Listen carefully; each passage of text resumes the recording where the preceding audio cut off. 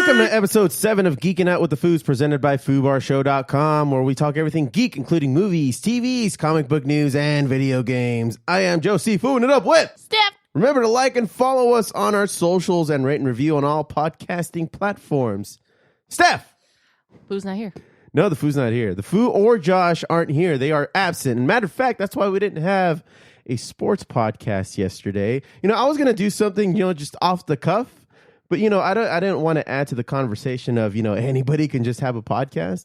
So I just stayed put. I just stayed in my place. I wouldn't have had anything good to say anyway. Well, a millionaire threw a ball today. And then people cheered. Boom, podcast. Right? So, episode 7 of Geeking Out. Steph, it's just me and you today. Because these Foos are nowhere to be found. I don't know what happened. I heard the Foo... He burned his eye. Yeah. The guy's really fast and loose with his fucking torches. Trying to, kill a spider? Spiders. He used plural. Like, how close were these spiders next to his face? It was on his face, apparently, and it caught, the top of his cheek. It really looks like he just got out of prison. Like, he tried to remove the teardrop tattoo. Right. Because, he's trying to get a job and be a respectful man. And just call it a scar. Yeah. But the poor bastard just... tried to burn his own fucking face off. I'm telling you, this guy is sloppy with a torch. Every time that he just has one, because he wants to be dab ready. That's what he calls it. He wants to be dab ready. Dab ready. And so he just has a torch, and apparently he lit his joint with it. All right. And then he tried to kill a few spiders with it at the same time. I don't know what happened where the torch, the business end of the torch made a 180 and then caught him in the face. But I can't say I'm that surprised. Well, I don't know. It's probably that, utopian way. Where they try to see with the torch and, he probably thought, let me just turn off the torch by turning it towards me because I'm done with it. Mm-hmm. Only to have it get... Good one, Steph. I don't know. My theories are wrong. No, you made a point there. I think it's very important. This has been a very special episode of Geeking Out with the Foos. Thank you. Let's see. We got a few things to talk about. For once, I wanted to talk about something that I wanted to talk about. Oh, yeah? That's not necessarily, concerning the nerds and stuff like that. But then it does.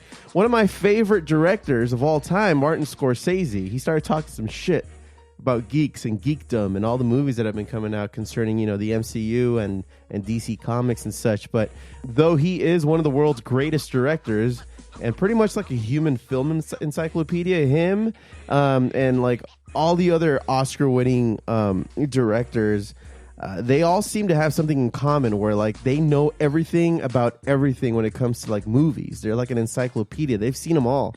And I think that's what makes them great directors, because they kind of know, they take bits and pieces of things that have worked in the past. But he doesn't consider that, the films that have been coming out in the MCU and DC as cinema, though they're one of the most popular movies on the fucking planet. Have you heard about this? Yeah, I heard about him sort of naysaying the superhero type genre. I don't know what he said exactly, but a lot of people are riled up. They don't like it. It pissed off a lot of nerds. In a recent interview in Empire, the Oscar-winning legend said of the MCU, "I don't see them. I tried, but it's not cinema. Honestly, the closest I can think of them, as well made as they are, with actors doing the best they can under the circumstances, is theme parks. It isn't cinema of human beings trying to convey emotional, psychological experiences to another human being." So I get it.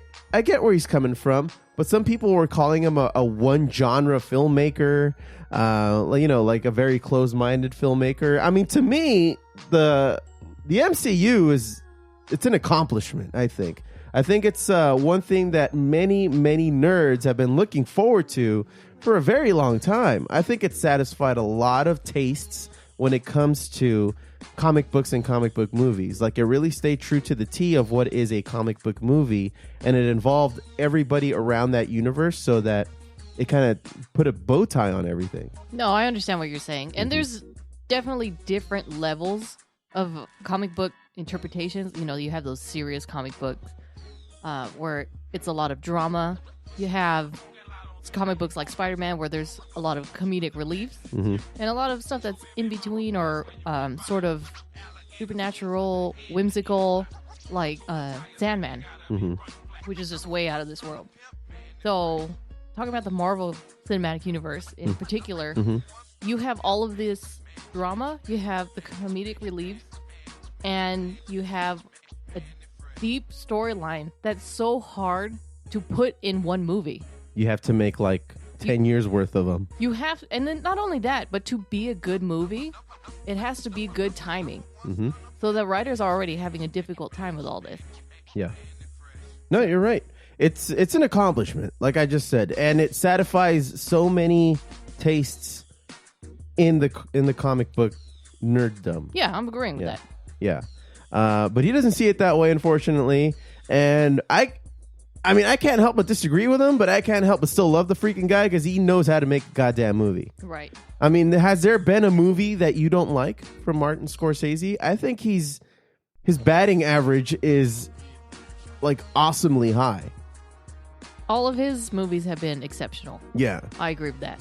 And that being said, you know I've been drooling over The Irishman for how long now? I know I'm probably not going to be able to see it in the movie theater because I don't think, for one, my bladder can take it because it's supposed to be like a 4-hour ordeal. I don't even think they're like entertaining a freaking intermission in the middle of all this, but it's in the movie theaters. It's eventually going to be hitting Netflix real soon. And I'm talking about The Irishman. And it's supposed to be like an epic saga of organized crime in post-war America, told through the eyes of World War II veteran Frank Sheeran, a hustler and hitman who worked alongside some of the most notorious figures of the 20th century. Spanning decades, the film chronicles one of the greatest unsolved mysteries in American history, the disappearance of legendary Union boss Jimmy Hoffa, and offers a monumental journey through the hidden corridors of organized crime, its inner workings, rivalries, and connections to mainstream politics. So it's supposed to be a very, very detailed type of movie telling a very particular kind of story. This seems like one of those movies where if you go for a pee break, you're going to miss the entire movie. You're probably going to miss a really important scene. Like, you might as well just not even come back. And if I know Scorsese, and I don't, I think that it's going to be like no minute wasted. Considering how much of a movie this is, we're talking about a 4-hour ordeal where you're sitting through an epic movie and everybody's like giving this thing rave reviews. And one of the most exciting things about this movie to me is the pairing of Joe Pesci, Robert De Niro, and of course you gotta have what's his nose in there. DiCaprio? No. I'm sorry. Was he not in a Scorsese film? Because I think he was. I think he was in The Aviator. And also The Departed? And The Departed. Everybody was in The Departed. Everybody was in that movie. Everybody who was anybody was in The Departed. And they even got Jack Nicholson in there. I was just going to say that. That guy was the best. He was supposed to be the antagonist, but he ended up being one of the better characters in the entire movie, in my opinion. But I was talking about Al Pacino. Oh. Yeah, one of the OGs. You know, these guys, like, when you bring these guys together, it's freaking amazing. And, you know, people have been making fun of Al Pacino for, I don't know, a few years now. And I think it's because of the roles that he's chosen. He's never played a bad role, except for maybe Scarface. Not a particular fan of Scarface. I understand why people want to like it. I understand that the persona that he tries to perceive when it comes to being like a thug and shit like that and a gangster. But the movie was cabbage. Yeah, I said it. But it was all right. No, it was a bad movie. But I wanted to play this. Oh, I already got started. I wanted to play this this clip from The Irishman.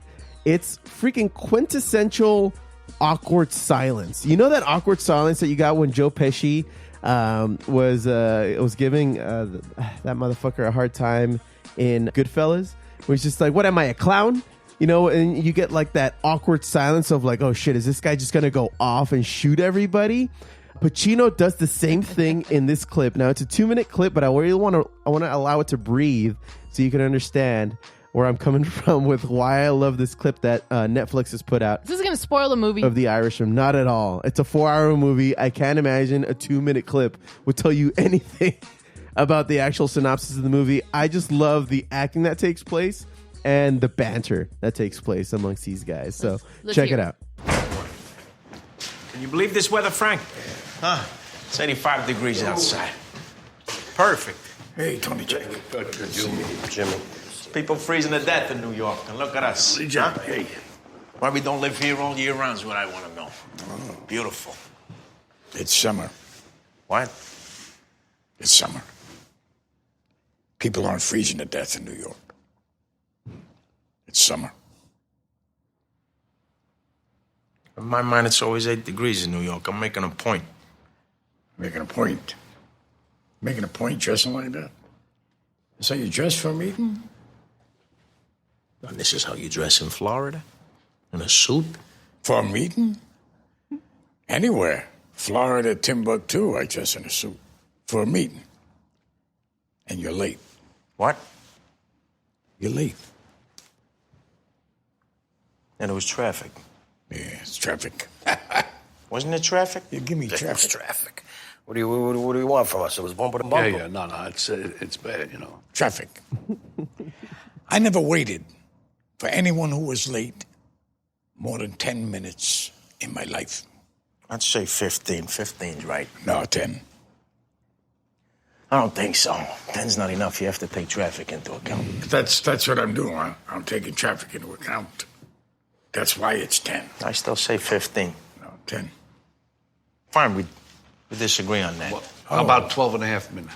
There we go. Yeah, 12 and a it's a half. com- Middle, right it's in the a middle. compromise. Beautiful, beautiful. Yeah, more than 10 is saying something. He's saying something to me? I'm here. It says what it says. Just a bunch of fucking mobsters just trying to pick a fight. I fucking love it. They're fighting over traffic. It's Over traffic. How long they should wait for somebody it's to be like late. a very intense Seinfeld moment. You know what I mean? Yeah. Like, they're not talking about anything. No. But somebody's going to die. in this Somebody's scene. about to get fucked up. I just like at the end of that clip, it would have been amazing if somebody like inserted the Curb Your Enthusiasm theme at the end of Somebody just busts through the door. Let me ask you a question. Yeah, let me ask you something. Nothing ever ends well when somebody starts a sentence with, "Yeah, let me ask you something." Let me ask you a fucking question. Man, that looks good. It Those look- 2 minutes. I got to watch the whole 4 hours now. Yeah. I fucking love it when just a bunch of fucking Goombas just get together and start bantering it out. It's one of the things that makes me like the happiest ever in my life. You know how much I love The Sopranos. Oh, yeah. And I don't talk about it enough because none of you motherfuckers have ever seen it. But god damn it. Seen it? Yeah, you saw it in passing. You saw it when we started dating and you would knock out on my bed as I, popped in a couple of episodes when I used to get Netflix in the mail. In the mail. And when you had to insert the DVD into your computer. Yeah. Because that was the only way to watch On my it. 19-inch screen, 4:3 ratio, mind you. That thing made it look even fucking smaller. That thing, but I gotta tell you, man, anything when it concerns like gangsters, mobsters from like back in the day, and it's directed superbly as Scorsese has, kind of hit that sweet spot time after time after time. I gotta fucking love it, and that's what I geek out about every now and again. Oh, I know. Mm-hmm. It looks good. Yeah. Can't wait. Another thing I wanted to bring up is that yesterday we actually took the time, sat down, and watched the new Eddie Murphy movie that came out on Netflix. Dolemite is My Name. Dolemite. Dolemite is My Name is a fucking great movie. Out of 5 stars, how much would you give it, Steph? I would give it a solid 5. It was Perfect score, huh? It was such a surprise. It had everything. It was such a surprise movie. Like I had, people were talking about it. Like some of my friends said, "Oh, you gotta watch this movie, Dolemite." Like, what is that? Oh, it has Eddie Murphy. It has like a full star-studded cast. Mm-hmm. I was like, okay, let me check it out, and it was so funny. Just the different parts and the people that just popped up from each scene Yeah. was surprising. Wesley Snipes is in there. Oh, he was the best part. He was the director, and he was just like the biggest dick, but you couldn't hate him. because he also had a sense of humor about him Yeah. in like specific parts of the movie. Yeah, but and Eddie Murphy, you can't you have to love this character. He gives you every reason to root for him throughout the entire movie. Yeah, he's a genuine nice guy. When you think he's gonna, just do something for himself, he doesn't. He doesn't. He does a 180, and then he just Oh, does it for shit. the people or his buddies or the friends that he's closest with. But he does it for the right reasons, and I think that's why people ended up loving him.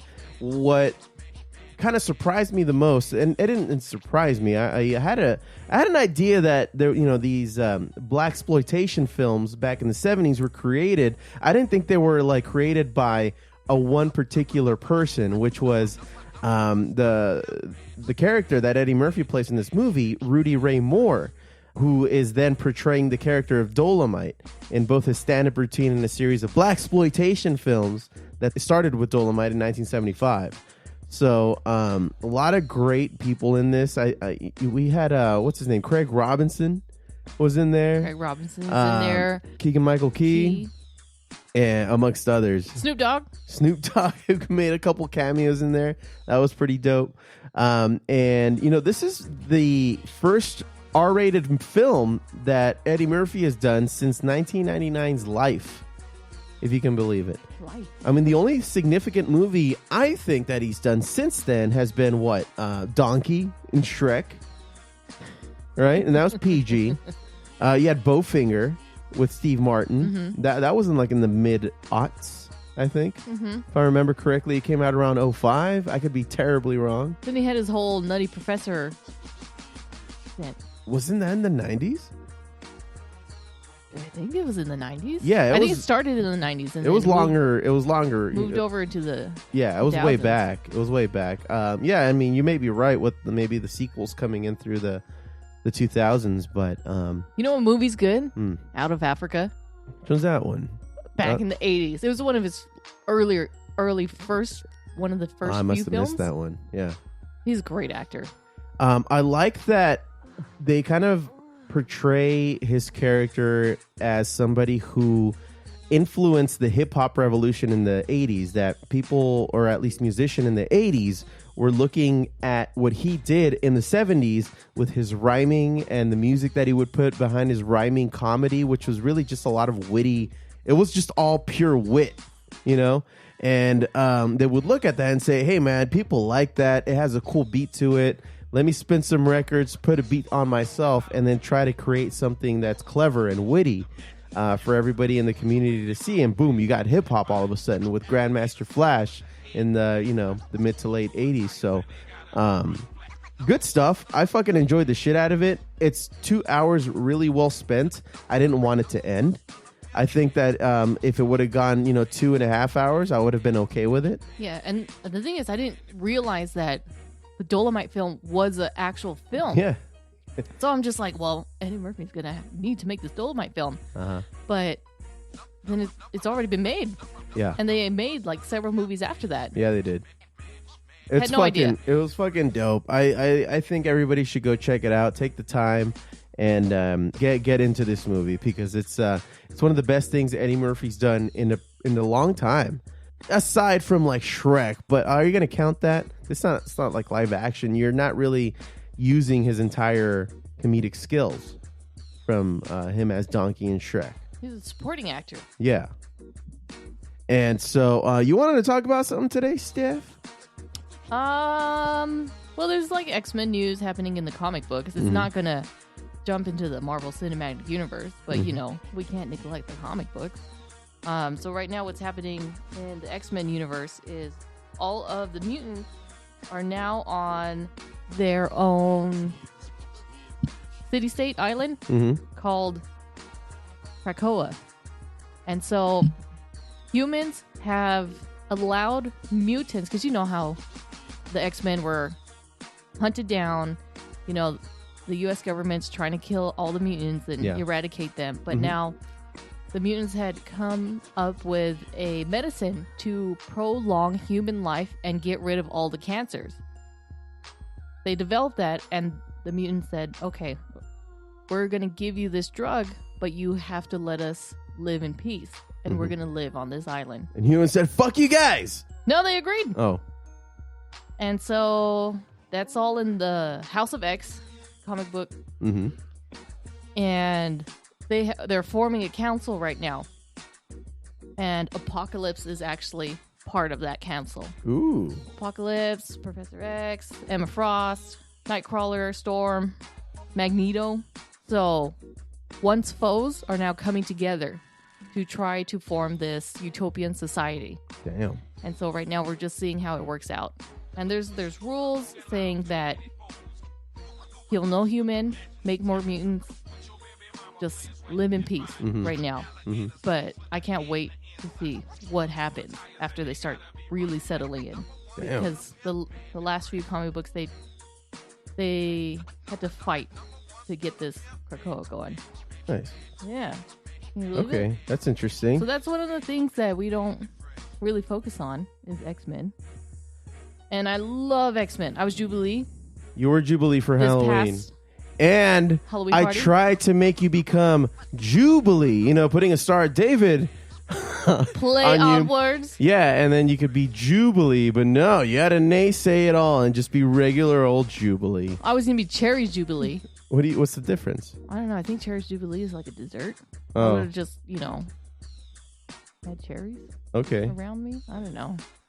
Slap of nutrition facts on your ass. And speaking of X-Men, Marvel, that fucking universe, that company, Disney, meow. Fucking, I'm talking about The Mandalorian. I know that Josh has brought it up quite a few times here on the podcast, and it's creeping up on us. It's streaming on November 12th with Disney Plus. And they put out a trailer. It's freaking amazing. Came out a few days ago. Have you checked it out yet? I have not. So the story behind The Mandalorian is, and we've covered this, but I just want to reiterate because I do want to play a clip from the show. It's a actual series. After the stories of Jango and Boba Fett, another warrior emerges in the Star Wars universe. The Mandalorian is set after the fall of the Empire and before the emergence of the First Order, so it's in between. We follow the travels of lone gunfighter in the outer reaches of the galaxy, far from the authority of the New Republic. So we're talking about, like, I don't know, Boba Fett 2.0, or like a more badass Boba Fett. The scenery is amazing. It is everything that we know about Star Wars, that deserty kind of feeling about it. The imagery is amazing. So is this still happening in the past? Well, a long time ago. Yeah. In a galaxy far, far away. So I would imagine yes. All right. To answer your question. But I wanted to play this real quick because the music alone is enough to get you going. It really puts some balls on the property that is Star Wars, I think. If the previous films haven't done that already, this one was definitely going to be We'll get to it. something good. So right here, you see a bunch of stormtrooper helmets on the floor, on pikes.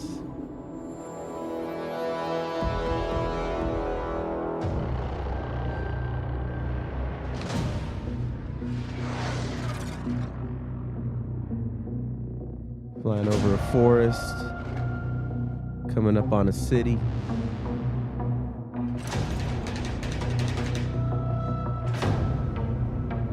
You see the characters emerging, flying over a desert. It's really painting a picture here.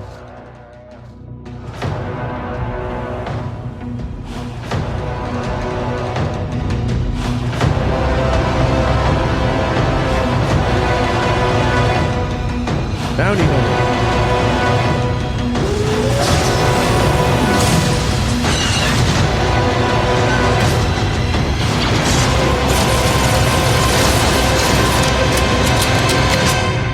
Stand Bounty up. hunting is a complicated profession.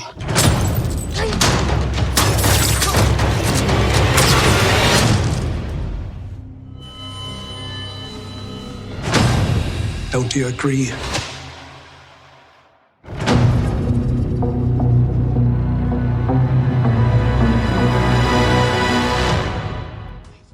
That looks sick. That looks fucking dope. Heh. I can't wait. You know, we still need to subscribe to Disney Plus. Yeah, we do. Simpsons are going to be on Disney Plus now. Hell yeah. They just released another trailer. Oh, really? Today. For The Simpsons? Yeah. It's just, Bart is just like, why do we got to wear this? And then Marge and Homer. They're just poking fun. Yeah.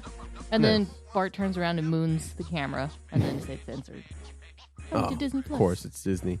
Of course. Can't show the old Simpsons anus. So remind me about Boba Fett. Mm-hmm.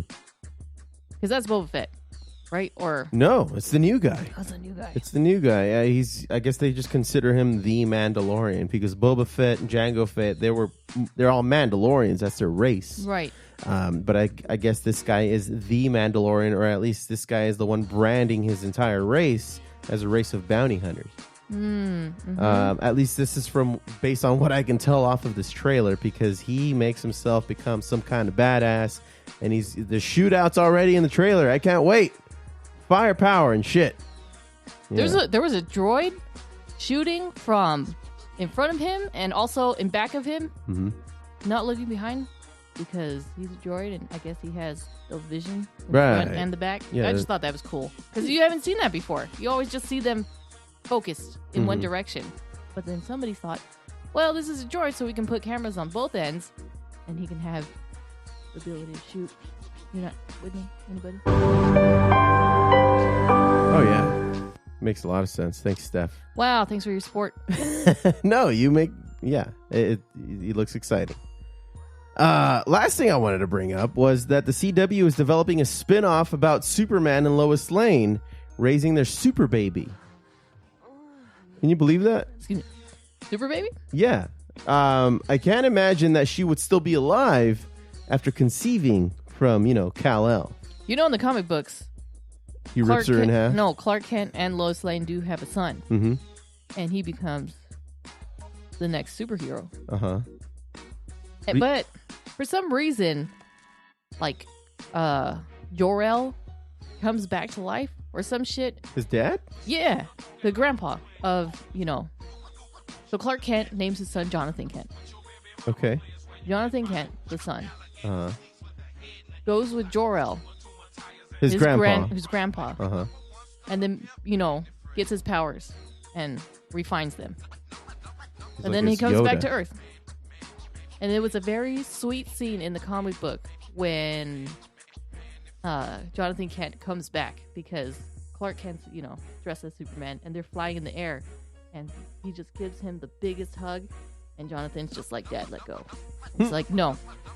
They're just up in the air. It's a 2-page spread. It's very nice. So, yeah, that actually happens in the comic book when they have a son. And I think that was a missed opportunity when Terry Hatcher and her Superman, The Adventures of Lois and Clark from back in the 90s. Lois and Clark? Yeah. I think it was a missed opportunity that they didn't have a kid in the series. Well, it got really weird when Lois's character developed superhero powers. Yeah, it did. And then canceled. It just, after she got superhero powers, I stopped watching They jumped the shark with that for sure, I think. But Dean Cain was a good Superman. Yeah, that was a great cast. Terry Hatcher as Lois Lane was totally believable. She was a fox back then. She was on point with Lois Lane. Oh, yeah. That's exactly who Lois Lane was. Mm-hmm. Some wide-eyed, nutty fucking reporter with titties. And so last year's CW superhero crossover Elseworlds gave us the new Batwoman series. Those who follow that know that well. And it looks like this year's crossover Crisis on Infinite Earths might be giving us another Arrowverse spinoff.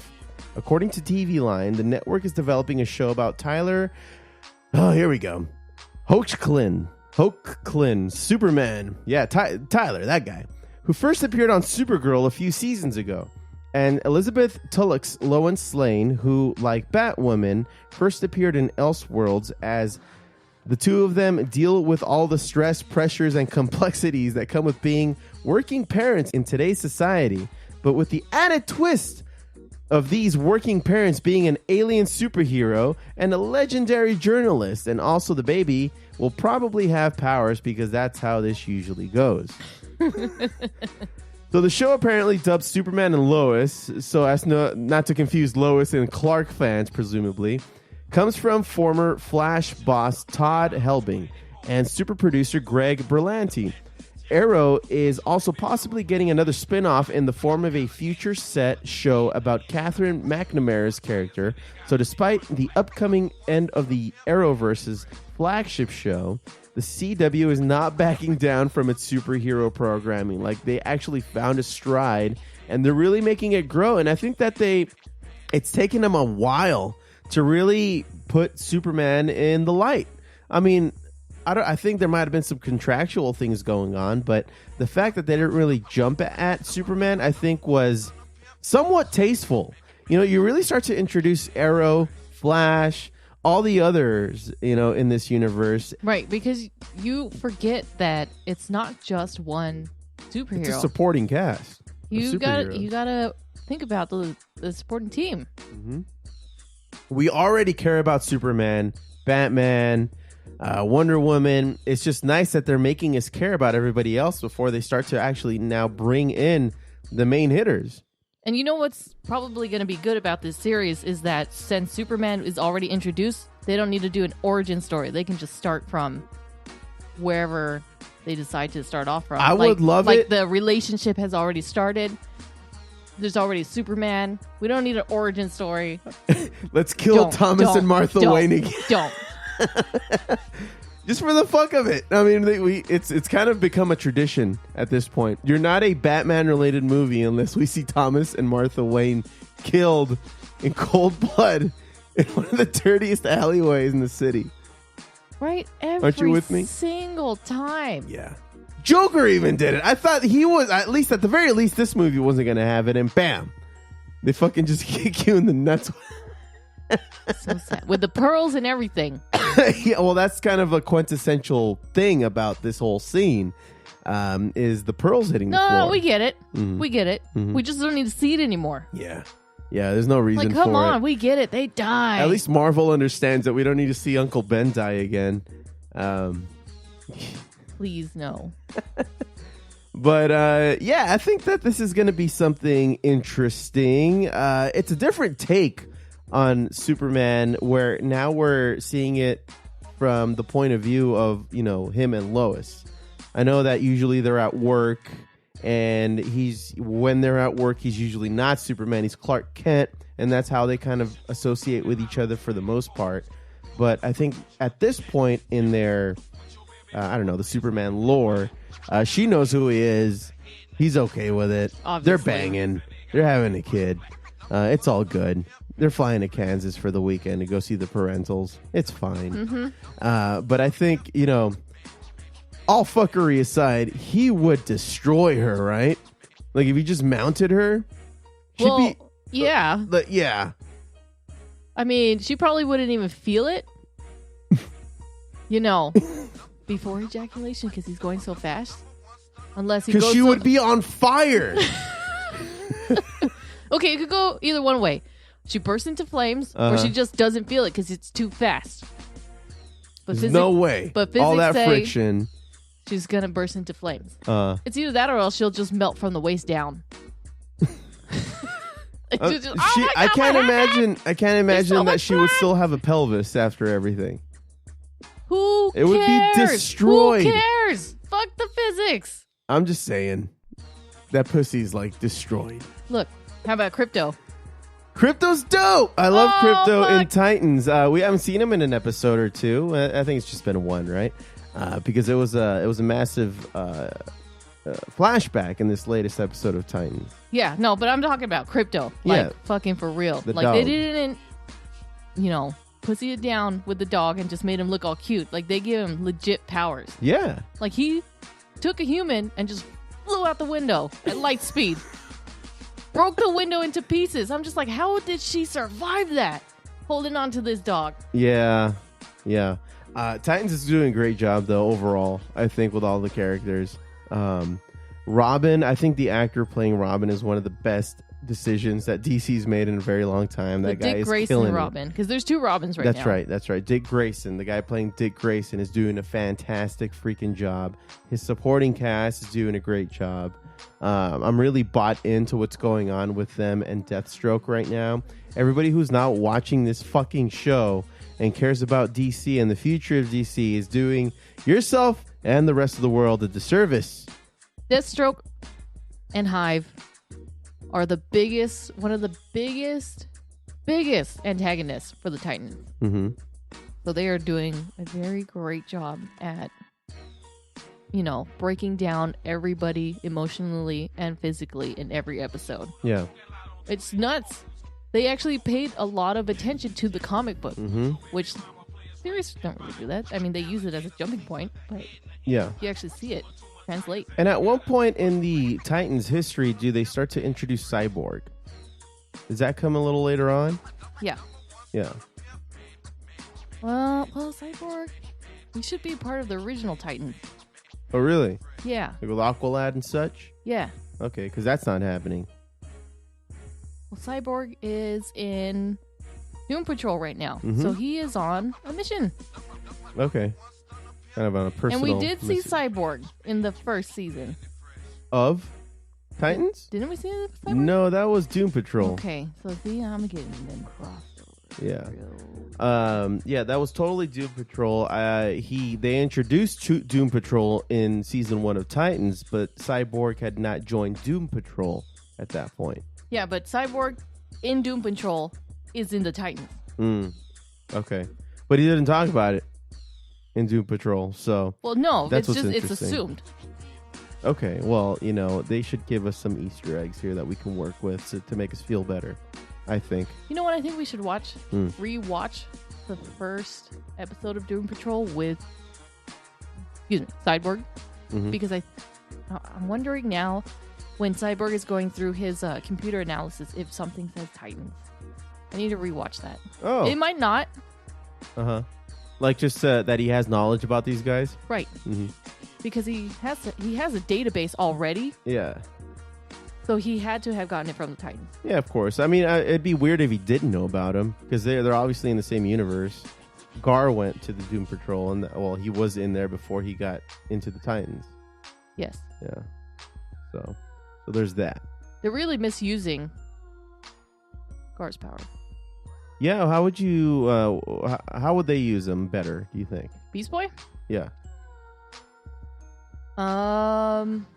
He can go on a lot of reconnaissance. As like a tiger? No, he can shape-shift into any animal. But he's limited to a tiger and lately a snake. Yeah. See, they're misusing him. He has so much potential. And he can sneak into places and then unlock doors for them. And then not only that, but he assumes the strength of whatever animal he morphs into. Yeah. So he can kick a lot of ass. Yeah, he could be like a big old gorilla and just tear some shit up. But right now, he's just, squeezing people and chomping on them. Yeah. That's it. Doing the job. And on top of that, they're keeping the new Titans out of the main mission too, probably for their own safety. I'm sure they're gonna come back and do something pretty badass, because why even bother having them? I hope. You know what I mean? Yeah, and I don't know, the way they aren't using Raven and Beast Boy is just really making me upset, because they have so much power. Raven has I think God. they're saving it. Are they saving it? I think they're saving it. Because, they're not even showing her practicing with the power. She just automatically knows how to use it. Yeah, I think she's been able to harness it. We get that they're training every day, but yeah. Give me a scene or something. Well, you kind of got a scene when she was training with Robin in one of the No, she lost her temper. Oh, and she was about to fuck him up. Yeah. Yeah. No, I don't know. We'll probably get a 10-second clip of them just training, and then okay, that's whatever says. They have been training in just regular kinds of martial arts. I think just for battles and that kind of thing. So it's nice to know that they're at least working on that. In terms of their powers, yeah, they're not using them as much as we would like. But it's not taking away anything when it comes to the actual storyline. They're giving us a lot of backstory to work with, too. And giving us a reason to know why Deathstroke is such a force. Yeah, focusing back on the Deathstroke storyline, solid. Yeah. It's just, what happened to the other Titans? They got pushed back, so they're not really important right now. And I get it. I agree it. And they've been introduced. We've seen what they could do. It's just not, they're not in the spotlight at this point in the season. And I think that they're building to something where everybody's going to get incorporated with the final battle scene. I think it's going to be epic. I think so. Yeah. You know what's a cool fun fact about Titans? Is that during the intro, when the Titan symbol comes down, the first faces that you see on the Titans logo is the characters that are going to be in the episode. Yeah. It's a nice little Easter egg for those who are paying attention. I thought that was pretty cool when you pointed that out. But yeah, everybody go check out Titans. It's on DC Universe, which I think is going to go away, according to Josh. I think it might just start getting incorporated with a CW app or maybe like a Warner Brothers app is what I heard. Because Disney Plus is going to knock a lot of these fucking streaming services like off of their little high horse. Yeah, with that whole bundle. Dude, yeah. They even got National Geographic in that bundle. Oh, it's insane. Yeah, like all the other, they're going to be a force to be reckoned with. You know how like Netflix was the king? Disney Plus is just going to take them off the fucking throne. It's insane. It's going to compete with HBO. It's just going to be up there with the best of them. And Warner Brothers, they would be remiss if they didn't try something like this where they rebundle themselves into that kind of an app, but they just need to be sexy about it because Disney has been able to figure that out for the last 10 years. They're so appealing. I mean, on top of that, you got Star Wars going on in that thing, man, and then they just bought Fox, The Simpsons. You can't hate anything going on with this, right? Even if you only like one show, it's worth it. It's worth it. So that's all I got. You got anything for us today, Steph? That's it. All right. Well. We're just going to go ahead and end it right here. And thank you, everybody, for listening into Geeking Out with the Foos. Remember to like and follow at FooBar Show on our socials and rate and review on all podcasting platforms. I'm Joe C. Fooing it up with Steph. Don't be a dick.